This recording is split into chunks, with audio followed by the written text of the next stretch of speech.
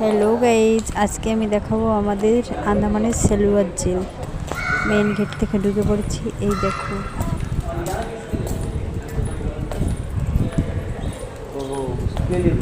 ভিতরে চলে আসলাম সেলুয়ার জেলে। যাদের যাদের দেখার ইচ্ছা আর যারা কখনো আন্দামানে আসনি, প্লিজ দেখে নিও। ভিডিওটা দেখলে ভালো লাগবে।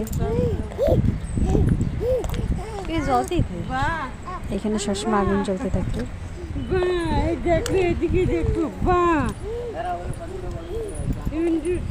দিকটা দেখো কত সুন্দর।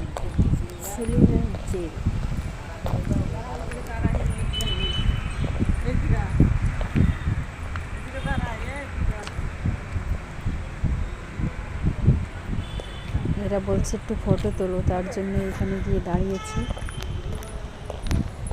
আমি ফটোর সাথে সাথে ভিডিওটাও করে নিলাম এদের। এইখানটায় ওরকম আগুন জ্বলতেই থাকে সবসময়।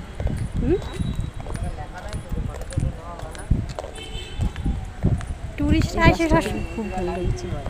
আর এই জায়গাটা লাইট অ্যান্ড সাউন্ড সন্ধ্যার পরেই চালু করে। যাদের দেখার ইচ্ছা টিকিট কেটে ভিতরে এসে বসে দেখে।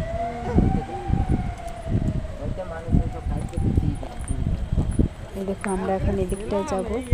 এদিকটায় ফাঁসির ঘরটা রয়েছে, আর এদিকটা থেকে বেরোবো। আমি রিটার্ন যাব। চলো এদিকটায় দেখি।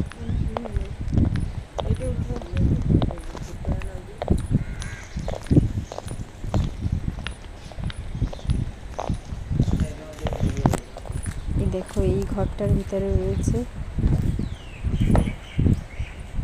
স্ট্যাচু বানানো। এই দেখো,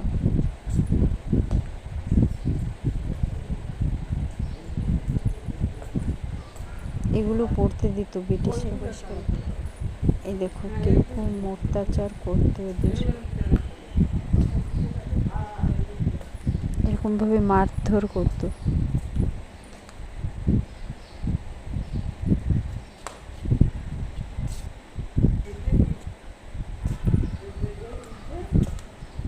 তেলের ঘানি, এই ঘানি টেনে তেল বার করতো। এগুলো স্ট্যাচু বানিয়ে রেখে দিচ্ছে। এটা নারকেল ঝুলছে।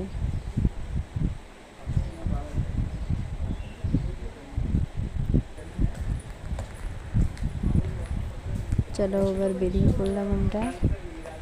এই ঘরটা থেকে চলে যাব উপরে।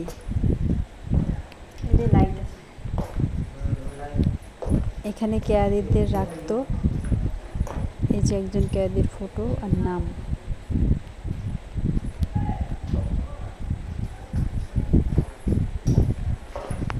দেশ স্বাধীন হওয়ার আগে তৈরি করা, এখনো কত মজবুত, কত পুরনো লোক।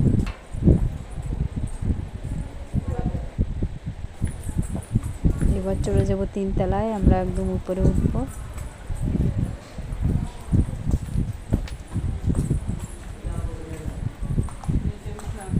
এইখানটায় দেখো, সেলুয়ার জেলের 7টা ছিল, লাইন 3টা আছে, আর 4টে ভেঙে মেডিকেল তৈরি করেছে। এটাই সেলুয়ার জেল, লাকড়ি দিয়ে তৈরি করে বানিয়ে রাখছে।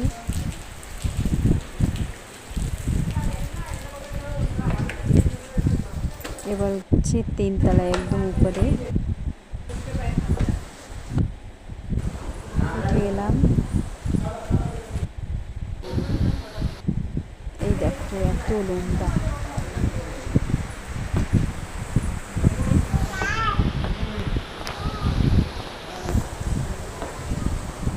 পৌঁছে গেছি 3 তলায়।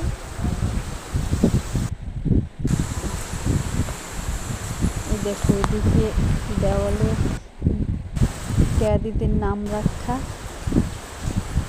লিস্ট বানিয়ে রাখছে।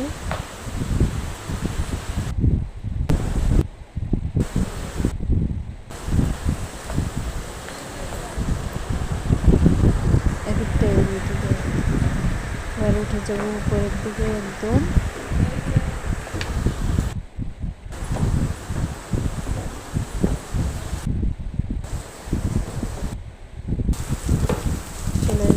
করে। খুব বৃষ্টি হচ্ছে আজকে। এই দেখো, এইটা নদীতে 4টা দিনের নদীতে তৈরি হয়েছে।